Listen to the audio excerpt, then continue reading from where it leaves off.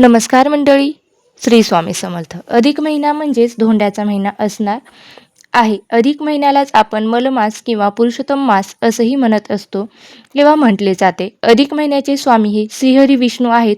स्वतः श्रीहरी विष्णूंनी अधिक महिन्याला पुरुषोत्तम हे नाव दिलेले आहे. या महिन्यामध्ये पूजा पाठ, व्रत वैकल्य, उपासना, अनुष्ठाने, पारायणे, दानधर्म केल्याने या अधिकाचे फळ हे अधिकच प्राप्त होत असते. 3 वर्षातून एकदा हा अधिक महिना येत असतो. या अधिक महिन्यामध्ये आपण बऱ्याच गोष्टी पारंपरिक पद्धतीने करत असतो की जसं की या अधिक महिन्यामध्ये लेक जावयाचं धोंडे जेवण केलं जातं, जावयांचा मानपान केला जातो, आई आपल्या मुलीला जोडवी करत असते आणि विवाहित मुलगी सुद्धा आपल्या आईची ओटी भरत असते. त्याचप्रमाणे सौभाग्यवती महिला या अधिक महिन्यामध्ये नवीन जोडवी करत असतात. जुन्या जोड्यामध्ये भर घालून ही नवीन जोडवी केली जातात. त्याचप्रमाणे अधिक महिन्यामध्ये सुवासिनी पूजन, सौभाग्यवतीचा मानपान याला सुद्धा तेवढेच महत्त्व आहे. या अधिक महिन्यामध्ये अधिक महिना संपेपर्यंत एकदा तरी आपल्या नंदीला सुद्धा आपल्या एक वस्तू द्यायची आहे, ज्यामुळे विष्णूसह माता लक्ष्मीचा आशीर्वाद आपल्याला प्राप्त होतील. आपल्या घरामध्ये सुख, समृद्धी, ऐश्वर याची वाढ होईल. आपल्याला अखंड सौभाग्यवती प्राप्त होईल. जर आपल्याला नणंद नसेल किंवा नणंद जी आहे ती अविवाहित आहे, कुमारिका आहे, तर मग तिला आपण कोणती वस्तू द्यावी आणि नणंद नसेल तर आपण काय करावे याची संपूर्ण माहिती आपण आजच्या व्हिडिओमध्ये पाहणार आहोत. त्यामुळे व्हिडिओ स्किप न करता शेवटपर्यंत पहा, जेणेकरून संपूर्ण माहिती तुम्हाला मिळून जाईल. बघा, आपल्याला काय करायचं आहे तर आपल्याला जर नणंद नसेल किंवा असेल पण विवाहित नसेल तर काय करायचं आहे. अधिक महिन्यामध्ये आपले सासू सासरे त्यांच्या लेक जावयाचा मानपान करतात, म्हणजेच आपल्या नंदेचा आणि तिच्या नवऱ्याचा मानपान हा अधिक महिन्यामध्ये केला जातो. त्याचप्रमाणे सासू सासरे सुद्धा करत असतात. बहिणीसाठी काही ना काही करत असतो. म्हणूनच आपण सुद्धा नंदेला एक वस्तू द्यायची आहे. म्हणजेच भाऊजाईने या अधिक महिन्यामध्ये नंदेला एक वस्तू आवर्जून द्यायची आहे. ती कोणती? जेव्हा आपली नणंद धोंडे जेवण्यासाठी आपल्याकडे येत असते तेव्हा तिचा मानपान करत असतो. आपली सासू जी आहे तर ती तिची ओटी भरत असते. त्याचप्रमाणे जावायला सुद्धा एखादी सोन्याची चांदीची वस्तू ही भेट दिली जाते. आपण निरंजन जे आहे तर ते देतच असतो. तसेच 33 अनाशाचं वाण जे आहे ते सुद्धा आपण जावयाला दिलं जातं. आणि भाऊजाईने सुद्धा या वेळेला आपल्या नंदेला एक वस्तू द्यायची असते.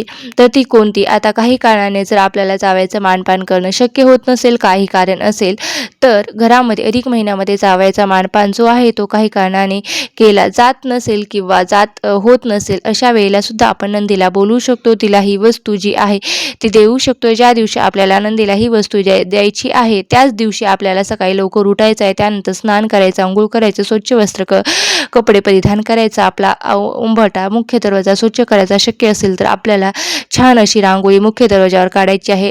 मुख्य दरवाजावर हळदीचं लेपन करायचं आहे. तोरण लावून घ्यायचं. रेडीमेड तोरण असेल तर तेही लावू शकतात किंवा आंब्याच्या पानाचं ढाळाचं तुम्ही तोरण बनवून ते सुद्धा तोरण लावू शकता. त्यानंतर आपल्याला देवघरातील देवांची पूजा करायची आहे. विष्णू लक्ष्मीची विधिवत पूजा करायची आहे. तुळशीची पूजा करायची आहे. त्यानंतर जेव्हा ही नणंद आपल्या घरी येईल त्यावेळेला तिला ही वस्तू आपल्याला द्यायची आहे. आता जर आपल्याकडे धोंडे जेवणासाठी आपली नणंद आल्यानंतर आपल्याला ही वस्तू द्यायची असेल तर काय करायचं आहे. जेव्हा ते घरी येतील तेव्हा आपली नणंद आणि तिचा नवरा जेव्हा आपल्या घरी येतील तर त्यावेळेला आदराने त्यांचं स्वागत करायचं आहे. लक्ष्मीनारायण समजून आपल्याला त्यांचा मानपान करायचा आहे. आपली जी सासू सासरे आहेत तर नंदेची ओटी भरेल. सासरे आहेत तर त्यांच्या जावयाला म्हणजेच नंदव्याला नवऱ्याला जो काही मानपान आहे तो देतील. आणि यानंतर आपल्याला काय करायचं आहे तर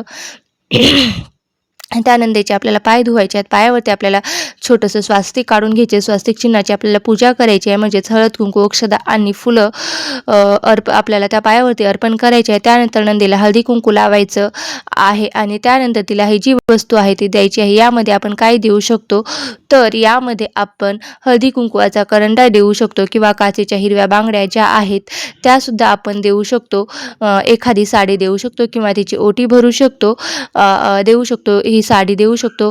म्हणजे आईसुद्धा तिच्या मुलीची म्हणजे नंदेची ओटी भरत असते, परंतु आपण भाऊजाई म्हणून सुद्धा आपण ही नंदेची ओटी जी आहे ती भरू शकतो. त्याचप्रमाणे आपण एखादी चांदीची वस्तूसुद्धा देऊ शकतो किंवा छोटीशी नथ जी आहे ती सुद्धा आपण आपल्या नंदेला देऊ शकतो किंवा आपण बांगड्या ज्या आहेत त्यासुद्धा नंदेच्या हातामध्ये भरू शकतो.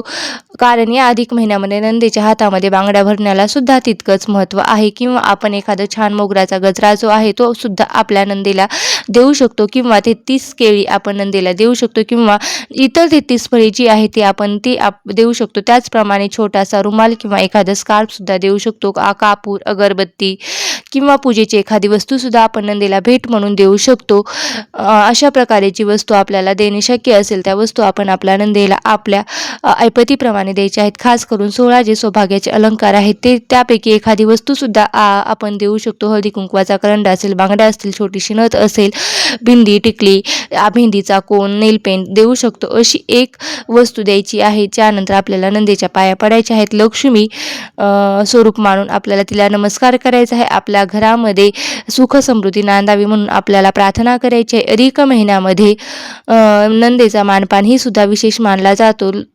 ज्याप्रमाणे लेक जावायचा मानपान खास असतो त्याचप्रमाणे नंदीचा सुद्धा आपल्याला मानपान जो आहे तो अधिक महिन्यामध्ये करायचा असतो. आपण जर काही जेवण बनवत असतो, धोंडेचे बनवत आहे तर ते आवर्जून बनवले जातात. नंदीला सुद्धा आपल्याला धोंडे जे आहेत ते द्यायचे असतात. आता आपली नणंद जी आहे तर ती जर कुमारिका असेल किंवा अविवाहित असेल तर सुद्धा आपण अधिक महिन्यामध्ये एखादी भेटवस्तू तिला देऊ शकतो. जसं की छोटासा रुमाल, छोटीशी पर्स किंवा बांगडे अशा वस्तूसुद्धा आपण आपल्या अविवाहित नंदीला देऊ शकतो. कारण या अधिक महिन्यामध्ये दानधर्माला खूप महत्त्व आहे. त्यामुळे आपण अन्नदान, वस्त्रदान, त्याचप्रमाणे दीपदान या सुद्धा गोष्टी करू शकतो. या अधिक महिन्यामध्ये करत असतो आपण नंदीचा जो मानपान करत असतो तो म्हणजे आपल्याला लक्ष्मीचा मानपान करायचा असतो. एखाद्या सौभाग्यवतीचा आपण जसा मानपान करतो किंवा आपण अधिक महिन्यामध्ये सुवासिनी पूजन करतो 5, 7, 11, 33 सुवासिनीचं ज्याप्रमाणे पूजन करतो त्याचप्रमाणे आपल्याला नंदेचा सुद्धा मानपान आणि पूजन करायचं आहे. धोंडे जेवणासाठी जेव्हा आपण घराचे लेक जावाई म्हणजेच आपली नणंद आणि तिचा नवरा जेव्हा आपल्याकडे येईल त्यावेळेला सुद्धा आपण नंदीला ही वस्तू देऊ शकतो. जर आपल्याला नणंद नसेल किंवा मैत्रिणीला सुद्धा आपण कोणतीही वस्तू दान देऊ शकतात. अशा प्रकारे भेटवस्तू ज्या आहेत त्या आपल्याला द्यायच्या आहेत. अशा प्रकारे आपल्याला अधिक महिन्यात एकदा तरी नंदीला ही वस्तू द्यायची आहे. तुम्हाला जर हा व्हिडिओ आवडला असेल तर नक्की लाईक करा, शेअर करा आणि चॅनलवरती नवीन असाल तर सबस्क्राईब करायला विसरू नका. धन्यवाद. श्री स्वामी समर्थ. जय जय स्वामी समर्थ.